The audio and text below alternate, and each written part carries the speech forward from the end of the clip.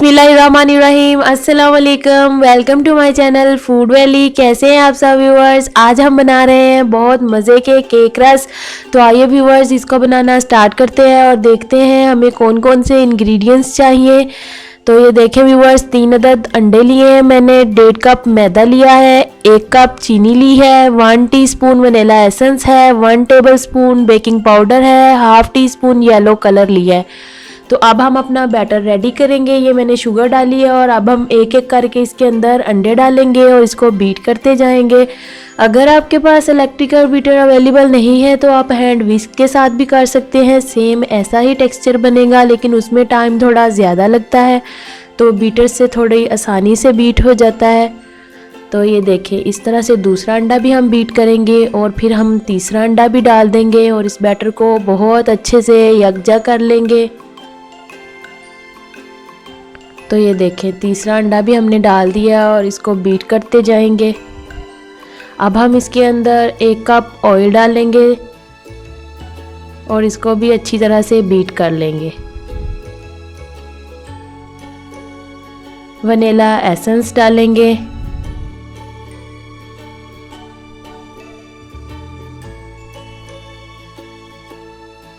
इसको अच्छे से मिक्स करेंगे। इसके अंदर येलो कलर भी डाल देंगे, इसको अच्छी तरह बीट कर लेंगे। अगर आप मेरे चैनल पर नए हैं तो मेरे चैनल को ज़रूर सब्सक्राइब करें, बेल आइकन के बटन को भी प्रेस करें ताकि मैं जो भी नई वीडियो अपलोड करूं आपको उसकी अपडेट सबसे पहले मिले। तो अब हम ड्राई इंग्रेडिएंट्स डालेंगे। ये 1.5 कप मैदा लिया है, इसके अंदर 1 टेबलस्पून बेकिंग पाउडर डालेंगे और इसको हम सिप कर लेंगे। याद रखें व्यूअर्स, ये बेकिंग सोडा नहीं है, बेकिंग पाउडर है। ये इजीली मिल जाता है, बेकिंग के दौरान ये इस्तेमाल किया जाता है।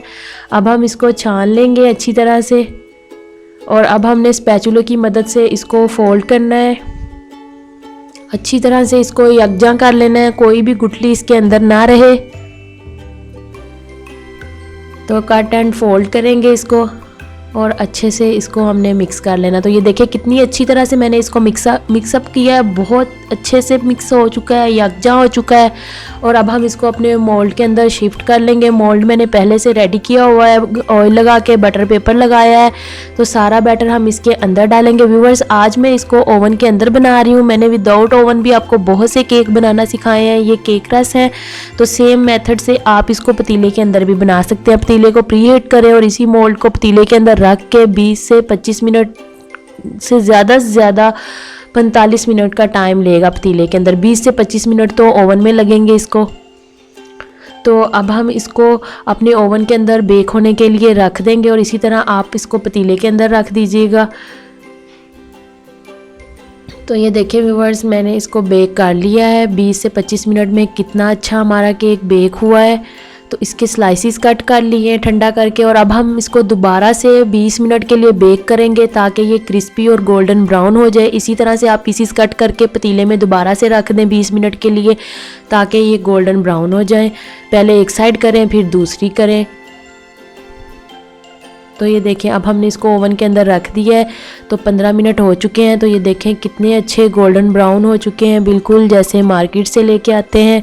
अब हम इसको निकालेंगे।